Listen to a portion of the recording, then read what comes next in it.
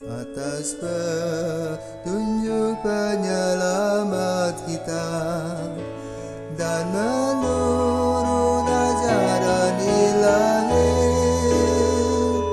maka beranilah kita bernyanyi.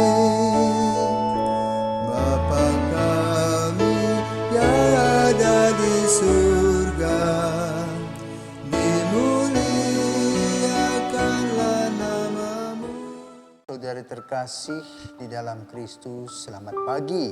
Salam jumpa lagi dalam Sabda Siap Saji Senin 20 Desember 2021, hari biasa khusus Advent dan khususnya hari keempat novena Natal. Marilah kita berdoa dalam nama Bapa, Putra dan Roh Kudus. Amin. Allah Bapa Maha Luhur, Santa Perawan Maria telah menerima kabar malaikat dan mengandung putramu berkat kuasa Roh Kudus. Semoga kami mengikuti teladan Santa Perawan Maria dan menaati kehendak-Mu dengan rendah hati. Demi Yesus Kristus Putramu, kini dan sepanjang masa. Amin. Tuhan bersamamu dan bersama rohmu. Inilah Injil Yesus Kristus menurut Lukas. Dimuliakanlah Tuhan. Dalam bulan yang ke-6, Allah mengutus malaikat Gabriel ke sebuah kota di Galilea bernama Nazaret kepada seorang perawan yang bertunangan dengan seorang bernama Yusuf dari keluarga Daud. Nama perawan itu Maria. Ketika masuk ke rumah Maria, malaikat itu berkata, "Salam hai engkau yang dikaruniai, Tuhan menyertai engkau." Maria terkejut mendengar perkataan itu lalu bertanya di dalam hati, apakah arti salam itu? Kata malaikat itu kepadanya, "Jangan takut hai Maria, sebab engkau beroleh kasih karunia di hadapan Allah.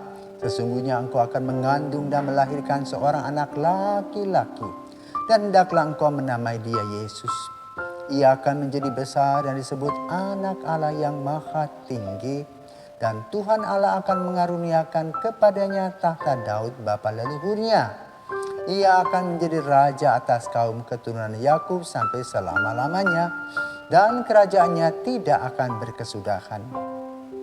Kata Maria kepada malaikat itu, "Bagaimana hal itu mungkin terjadi karena aku belum bersuami?" Jawab malaikat itu kepadanya, "Roh Kudus akan turun atasmu. Dan kuasa Allah yang Maha Tinggi akan menaungi engkau. Sebab itu anak yang akan kau lahirkan itu akan disebut kudus, Anak Allah. Dan sesungguhnya Elisabet anakmu itu, ia pun sedang mengandung seorang anak laki-laki pada hari tuanya. Dan inilah bulan ke-6 bagi dia yang dikatakan mandul itu. Sebab bagi Allah tidak ada yang mustahil." Maka kata Maria, "Sesungguhnya aku ini hamba Tuhan, terjadilah padaku menurut perkataanmu." Lalu malaikat itu meninggalkan Maria. Demikianlah sabda Tuhan, terpujilah Kristus. Para pemirsa, saudara terkasih, apakah pengalaman Maria ini betul atau hanya karangan saja? Bagaimana menurut pendapat Anda? Kapan cerita itu diceritakan? Kepada siapa? Mungkin baik kalau saya men-sharingkan dulu pengalamanku.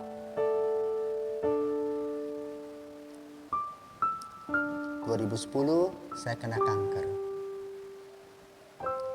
Kanker, biarpun diobati, dia terus bertumbuh. Dia boleh katakan mati sebentar, tumbuh lagi. Dan biasanya kanker itu membuat orang-orang langsung meninggalkan bumi ini. Saya punya pengalaman dan saya juga dibangunkan oleh Yesus. Dan waktu itu saya tidak percaya, saya tidak mempunyai iman seperti Maria. Maka saya mengkritisi apa yang dikatakan oleh Yesus. Namun akhirnya aku pasrah. Dan dari kepasrahan itulah lahirlah kesembuhan sampai hari ini. Karena itu kalau saya merefleksikan tentang panggilan Maria. Maria dikunjungi oleh malaikat Tuhan. Saya percaya itu sebuah kenyataan. Karena itu Maria menceritakan pengalaman itu kepada Lukas, sang tabib yang menjadi pengarang Injil. Jadi kita tidak perlu ragu lagi bahwa pengalaman itu adalah pengalaman amat pribadi Maria. Tetapi mempunyai makna untuk kita. Sekarang kita tidak perlu lagi memperdebatkan apakah itu impian, karangan, de facto. Yang pasti adalah Yesus lahir dari kandungan Maria.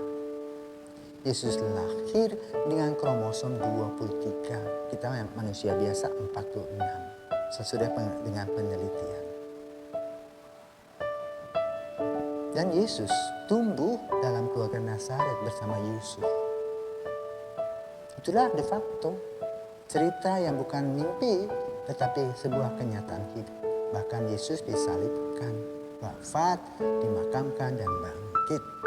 Nah hari ini marilah kita membahas tentang panggilan Maria, perjumpaan Maria yang melahirkan doa Angelus yang biasa kita doakan jam 6, jam 12 siang dan 6 sore. Itu merupakan hal yang luar biasa.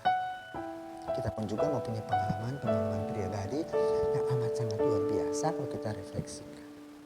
Misalnya kita bertemu dengan pasangan kita mendapat seorang bayi, anak yang Tuhan berikan kepada kita. Itu merupakan miracle, keajaiban. Nah keajaiban Maria berjumpa dengan malaikat, hal yang luar biasa.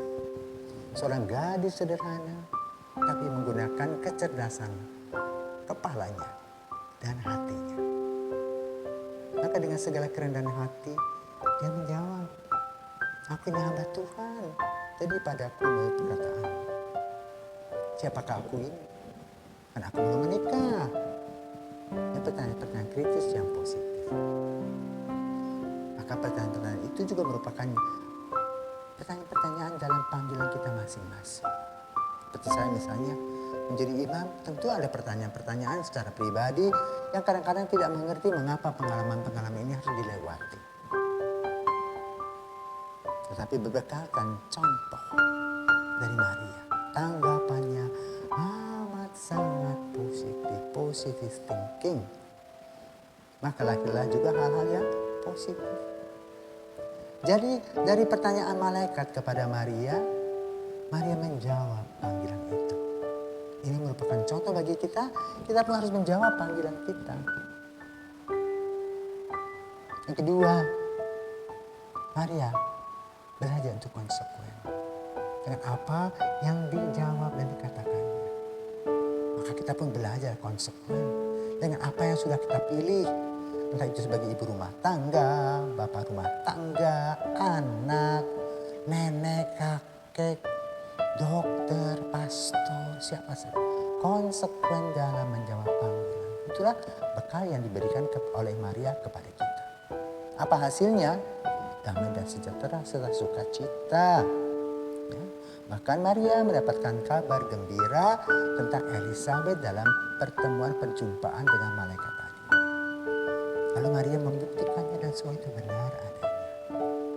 Maka mari saudara terkasih, ketika kita mendapatkan satu aura, satu pengalaman positif, kita bersukacita, kita menanggapinya secara positif dan akan menghasilkan buah-buah kasih dan cinta dan kesetiaan Tuhan.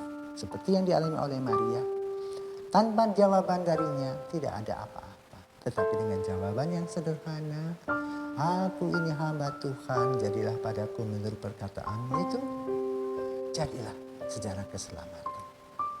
Semoga kita pun boleh berjalan bersama Maria menuju Yesus. Selamat pagi.